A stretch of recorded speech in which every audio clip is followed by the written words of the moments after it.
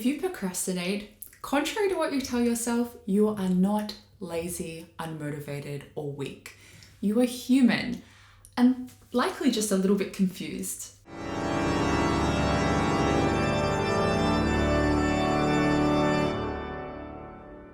Hello lovely ones, this is Livia. I'm a professional soprano, voice teacher, and the founder of Singing for Self-Care.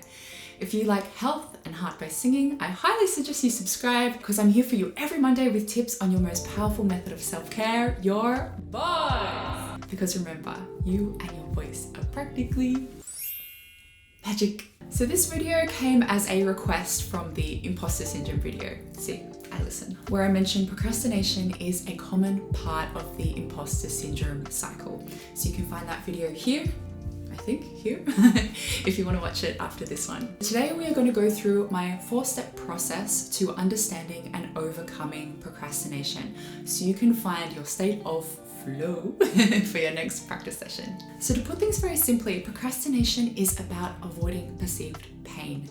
So if you're experiencing thoughts around singing that are causing you pain, such as feelings of perfectionism, imposter syndrome, fear of failure, frustration, resentment, even boredom, your brain is doing a perfect job at protecting you from short-term psychological pain. This brings me to point number 1 in the 4-step process, and that is understand that procrastination is evolutionary. So your brain is hardwired a certain way, so don't be too hard on yourself if you find yourself procrastinating. So we experience this phenomenon called temporal discounting, which makes it difficult to prioritize things that aren't particularly urgent or pressing. And this is a survival mechanism. So back when we lived out in nature, we needed to keep aware of our surroundings in order to fight or avoid threats. I mean, who has time to think about their dreams for the future if you haven't caught anything to eat in over a week and you need to hunt something? So it's an evolutionary measure to make the most of what is available now in the present and to keep us alive.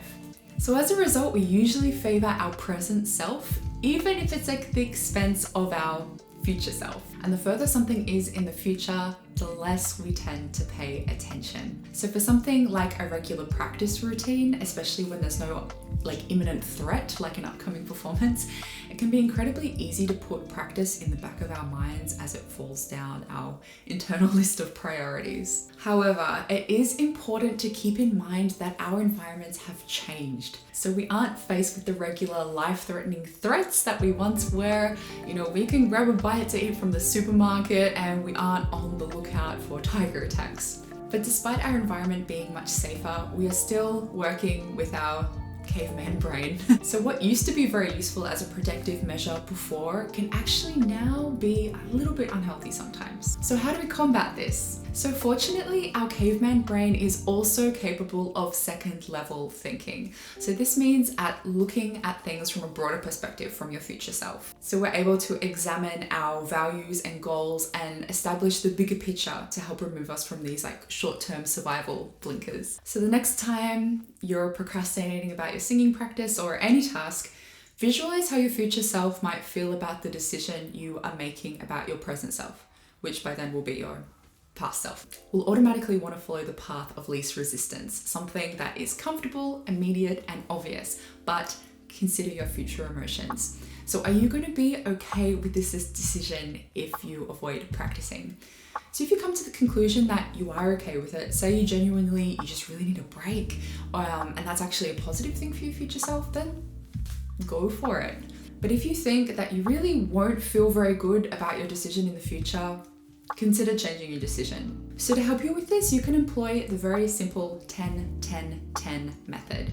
So here you can ask yourself, what are the consequences of this decision in 10 minutes? What are the consequences in 10 months? And what are the consequences in 10 years? So sure, missing one practice session for a well-earned rest isn't going to matter in 10 months' time, but consistently avoiding your practice is definitely going to have an impact. So just ask yourself, are you okay with this? So procrastination isn't just an evolutionary thing which was used to help keep you alive. It's also a way of your brain trying to offer itself psychological relief from something it perceives as pain. So you see, your brain, it loves you. It's trying to help you out. even if it's a bit misguided sometimes. So step 2 of the process is to recognize what pain we are avoiding and why, in order to then move past it. To help uncover what it is that you are actually avoiding, let's first establish what procrastination category you find yourself in. So you may think, okay, bingo, that one is exactly me. Or perhaps your procrastination style overlaps with others. So when you identify your style of procrastination, you can either use it to your advantage or know which steps you can take to overcome it. The perfectionist. You have impossibly high standards for yourself, to the point where it feels paralyzing. So even starting work is really difficult. Your internal monologue has a lot of phrases that include the word should. This is the way things should be done. It should be perfect. I should have no troubles practicing, but nevertheless, I struggle. You are filled with self-doubt and question your ability to get the task done. You often struggle with imposter syndrome. The ghost. Quite simply, you ghost your work. You believe that your music practice is something that's going to cause you discomfort or anxiety, so you avoid it entirely. And if you ignore your practice schedule enough, it almost feels like it doesn't exist. But ultimately, the tension and anxiety is going to build up the longer you are in the headspace of avoidance. The guilt tripper. You keep thinking about the work you're not doing. You feel intensely guilty. You don't want to face your guilty feelings and you avoid your practice further. You think about your work obsessively, but you take no action. You've wasted the morning and think, well, I've messed up my morning by procrastinating. I might as well waste the whole day. The serial procrastinator. Procrastination is your habit. You do it so often that it's your go-to response whenever you approach any task. Maybe you do your best work under pressure and procrastination is part of your practice and work strategy. Or maybe you're not happy with your procrastination habit, but you laugh it off as a personality trait. So which type of procrastinator are you? Let me know in the comments below. So if you answered either the perfectionist, the ghost, or the guilt tripper, I'm going to link some of my related videos here, which go into more depth about common psychological blocks we face as musicians, how to get to the core of them, and then how you can effectively move past them. So I recommend you watch those to help prompt you to find out what specific painful beliefs that you're holding on to. But what I will mention here is that there's nothing wrong with having high standards for yourself. Those aren't inherently the things that are encouraging you to procrastinate. What specifically is the recipe for procrastination is marrying your high standards with your sense of self-worth. So striving for the top purely to create the best work you can is fantastic, but it quickly turns into a completely different thing if you associate achievements with your worthiness or lovability. So remember that your worth is concrete. Remember that you're not your achievements. You have a complicated, colorful identity and history, and you are loved by many. So singing through a piece perfectly or not doesn't change that. If you've identified as the serial procrastinator, be mindful that this is a choice. So if it's working for you, that's great. Diamonds are made under pressure. Perhaps you just don't want to do your work because you find it boring and there's more fun things to do that you could be doing, I get it. So if you are blowing off your practice, you fully intend to do it, just not right now, there are some safeguards you can take, which we will talk about in the next step of the process, which is to gain clarity. You may be surprised at how much lack of clarity contributes to procrastination, particularly if it's a task that's made up of many parts.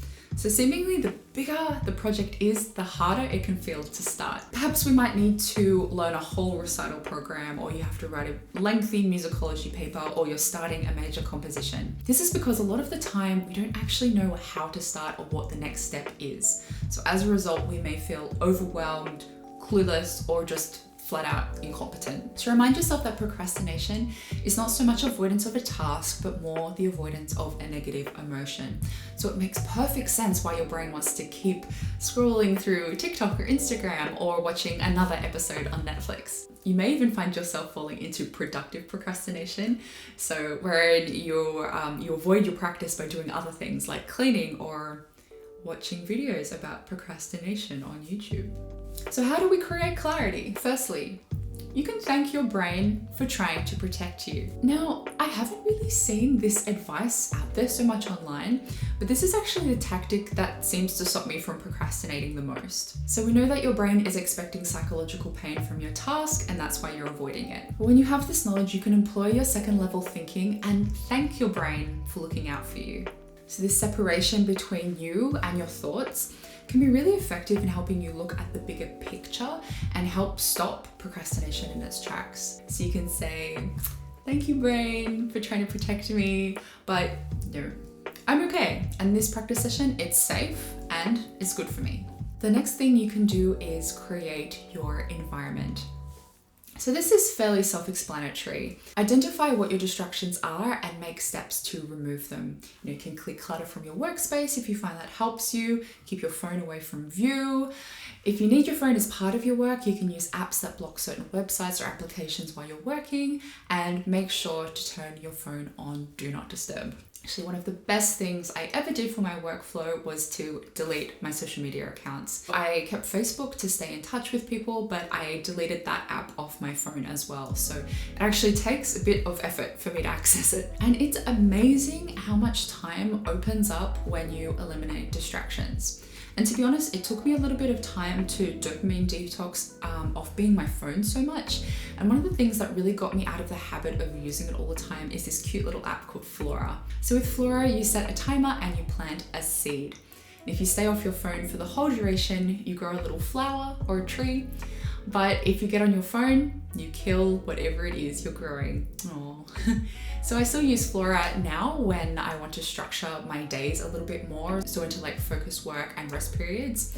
Plus, I just really like making a garden of cherry blossom trees. So on the opposite side of removing distractions, you want to create an environment where you can nurture healthy habits. If you're interested in seeing a video about this, particularly how you can craft your perfect practice schedule, let me know down in the comments below. So motivation, it's always going to be unstable and fleeting. So having an action plan to creating good habits can be a very powerful thing.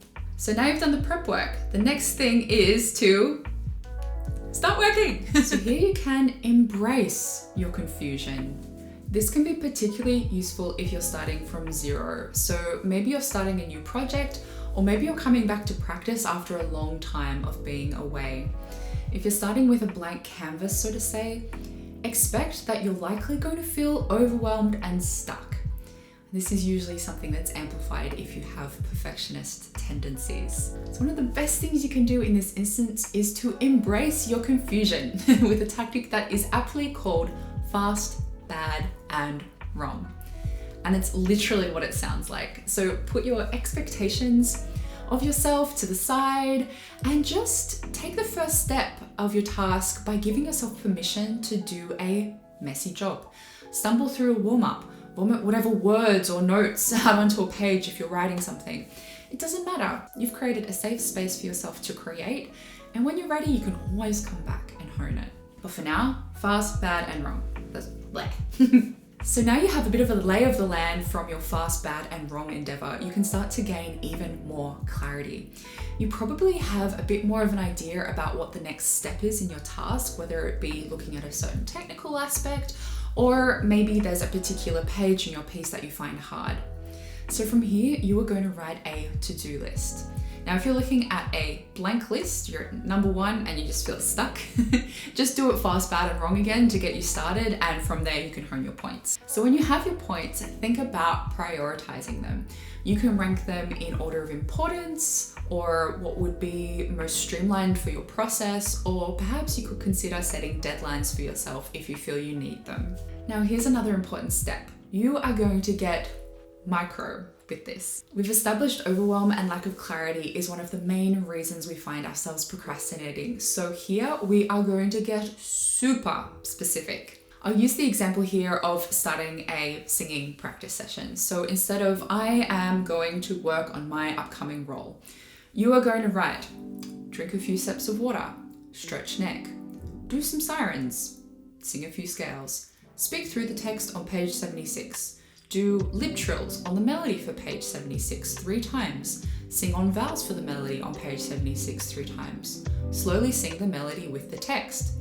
make note of any hard phrases. Now, not only do you have complete clarity of your next steps, you are also gathering momentum, which brings us to number 4. You've built a rocket ship.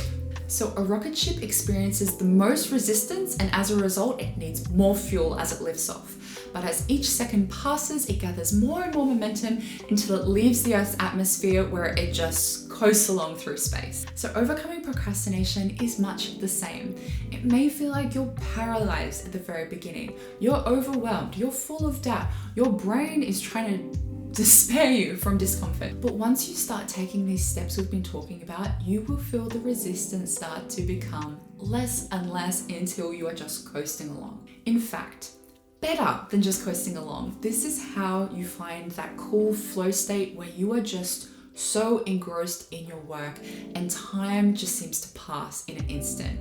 You're experiencing immense concentration and you are at complete peace with your process. So when you break things down into micro points, you know exactly what you're about to do next, but you can also see how far you've come. And it all of a sudden feels like you have much less to do.